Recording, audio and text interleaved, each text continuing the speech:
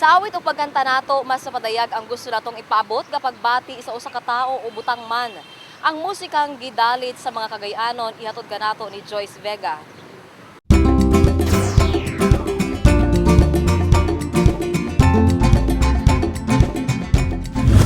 Ang Cagayan de Oro adunay daghang mga talento nga ang ipakita sa kadaghanan ug hatagan og pagtagad tungod kay usa sila sa mga posibleng makahata og dungog sa atong lugar. Kini ang istorya sa usa ka artist nga wala gayud kalimti ang lugar kung asa nagikan ug mapasigarbuhang gihimuan og kantang kinabuhi sa ordinaryong Cagayanon.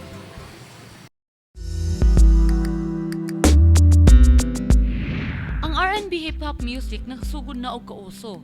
Kini dili lang dinhi sa Pilipinas, apan lagip na usab sa ubang nasod. Sa pagkakaroon dinhi sa Cagayan de Oro, daghan na usab ang mga naimpluwensya sa R&B hip-hop ug naghiligan ang pagpaminaw niini.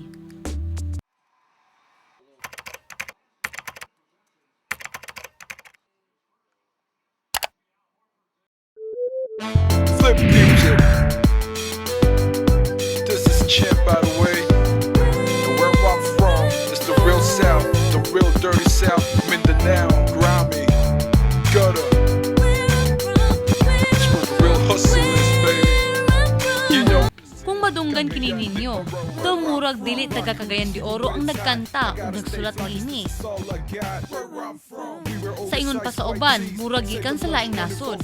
Apan kung paminawon gayud nimo ang lyrics, mahitungod kini sa Cagayan de Oro. I got the remorse. Where I'm from, instead of KFC finger licking, drop a J&J for my cheap fried chicken. Siya si Champ Peralta. Gikan siyang pagkabata, hilig niya ang pagsulat og mga poems. Hangtod nga iyang nadiskubrihan ang iyang talento sa paghimo og R&B lyrics. Since I was 3 years old, man, good, I started to write poetry bitaw. And I'm fond of rhyming. Ingon ako, I don't have nothing to do. Instead of working, I said, why not make music? I mean, make a song, that is, make hip hop music.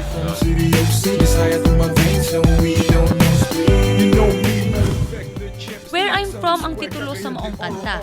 Gikan pa lang niini, hibal ang nagyud nimo proud siya sa iyang gigikanan. Everybody knows where I'm from. Baguhay lang aduna siya music video sa maong kanta. Ang nagkuha og naghimo niini, mao si Jimena Ferrer, usa sa iyang mga suod nga higala. Para kay Champ naghimo siya og kanta mahitungod sa iyang gigikanan. Tungod kay gipasigarbo usab niya ang lugar ug gusto usab niya nga makita kini sa kadaghanan dili lang dinhi sa Cagayan de Oro.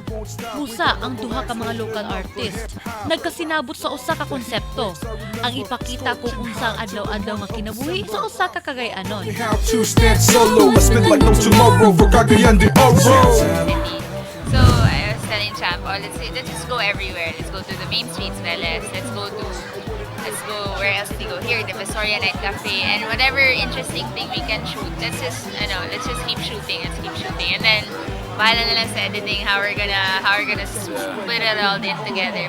May concept na dili ko ganahan ako raw makita sa video. I want the people of Cagayan de Oro and the streets of Cagayan de Oro ang makita sa video bitaw. So, I guess that's where we agreed on the whole concept. Si Champ isip rapper, nasayod nga dili tanan ang makarelate sa R&B hip-hop. Tungod usab kay ang pulong nga gamit niini, ang naa sa English, adunay uban nga dili makasabot. Cagayan on every stage, grab the mic, shout CDO wherever I can. Busa ilang gipaningkamutan nga pinaagi niini nga music video. Masabtan na kung unsa ang buot pasabot sa kanta. Not everyone can relate to hip-hop, but the song is about the city. So basically, even if dili di mo hilig ang hip-hop, you'll still listen it. Kasi it's like, okay, what's he saying? What about Cagayan? What about it? Para usab kay Champs, sa mga makasabot sa pinulungang English, kinahanglan lang nga paminawon og maayo ang mga lyrics o gamiton ang imahinasyon. people just listen to the whole song. They don't listen sa lyrics itself. Then, akong mama, like, sa mga hip-hop dong, hindi ko kasabot. Tagaan ako siya lyrics and then listen to the song, then read the lyrics. And she was like, oh, ano siya. If you want to really reach your audience, kumbaga, you have to connect even sa, kahit hindi sa words per se, but just the thought of the whole song.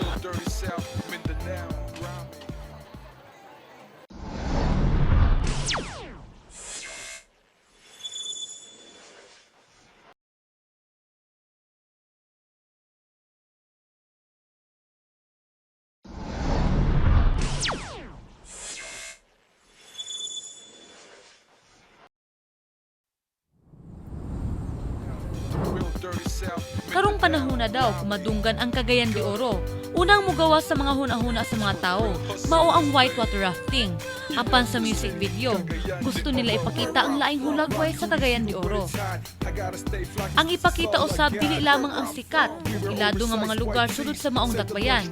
Apan kung unsa gayon ang tinuod nga nagpatsyada sa Cagayan de Oro, ang mga tao. Morning, ang ipakita na mo ang what I call kanang daily grind sa tao bitaw sa Cagayan de Oro. O sa kinabuhi sa tao.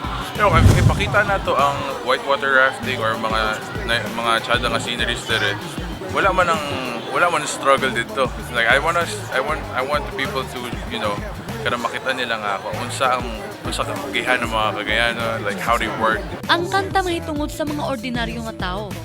Mga tao nga anaa standby o gasuroy-suroy sa night cafe. Mga tao nga gakaon og street food. Mga tao nga kasagarong walay sakyanan o gasakay lang og motorela. Ipakita usab dinhi nga adunay uban nga bisan adunahan simple gihapon. Nailyrics ito na I said na we're happy of what we got. Instead of going to the clubs, we just party in the parking lot. Bisan pa man mahitungod kini sa ordinaryo nga tao, tanan makarelate niini. Tungod kay mao kini ang permi nato makita sa Cagayan de Oro. It's not an issue of social class. It's the lifestyle that people live. It's the character that people have. So kahit sino, it's poor, rich, you're Chinese, Caucasian, whatever. If we have subtitles, I think they could understand. Pero yeah, our target market is the general public. Tomorrow for Cagayan de Oro. Ang nakatsyada pa niini, ang mga video nga kuha ni Jem, wala gayud daw planuhi. Kadaghanan sa mga video, nakuha tungod usab sa partisipasyon sa mga tao. Mga tao nga wala manggali nilang mailhi. Lingaw siya kay Nag-participate. nag-ask mga random people, sir, pwede mo ba mag-storya ginani? And sila game po sila, kinatag sila camera, they're just like, okay, go. Mo maganda the whole concept sa kanta.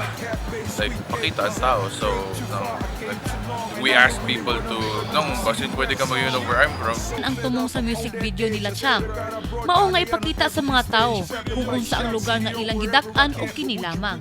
But this one I wanted to show people home. Why ako personally and si Champ as a writer and he as a director, this is where we live. This is where I call my home. Usa sa nakahatag kanila og tumang kalipay, mao nga adunay mga taga Cagayan de Oro nga nakakita niini sa internet apan anaa sa laing lugar. Ug miingon nga gusto sila mobalik dinhi sa dakbayan human sa ilang pagkakita sa music video. Ug tumungpod nila nga ipasigarbo sa mga Cagayanon ang atong lugar. You know, na sila sa gawa sa country, they're from Cagayan de Oro, they haven't been to Cagayan de Oro for 8 years, 6 years, and they started to miss the city and they want to go back home. Yeah. That's a positive. that's the thing that I'm trying to get across good kana point good na mo tong saktong concept for the song, like para mamingaw ang tao na nawala dire, ang tao sa dinaan dire kay they're proud of the city. Sa music video gipakita gihapon nga dili mawala ang kakabos. Apan bisan pa man kabos, malipayon gihapon ang mga tao. Sama na lang sa ilang mga nailhan o natabo sa paghimo sa maong music video. So when I was shooting the kids with Champ, yes, it's realistic na okay, they are poor, they live in the streets, but they were all smiling. They were all like happy to follow their mga idols. Sa karon suportado usab sila sa atong lokal nga mga radio stations. It's getting played too on air here in the city. Wala nila damha nga sa unang duhang ka semana gikan sa pagbutang niini sa internet. Aduna nay 3,000 ka mga views o kadaghanan sa mga tao nga gatan-aw niini sa internet. O gapang hinaot sila nga magpadayon og tan-aw ang mga tao sa tanang dapit. Karong umaabot na Mayo, ipagawas ni Champ ang pinakauna niyang album. Aduna kini 17 ka mga kanta o kining tanan iyang isulat sa sulod sa 5 ka tuig. Usa karon naghangyo siya sa suporta sa mga katawhan. So, Cagayanan, support hip-hop music, support your local scene, bisan unsa nga genre. Kung maggawa sila ng album, buy it. Don't ask for it. Don't ask for libre. I'm just saying. So, Support. support lang. What it do, bro? Hey, what it is, man, champions here, throwing down much love for the city, man. Throw your hands up if you're from City of We have City. to move on to the next chapter. You know me, matter of fact, the champ is back. Out of swag, Cagayan de Oro up in this track.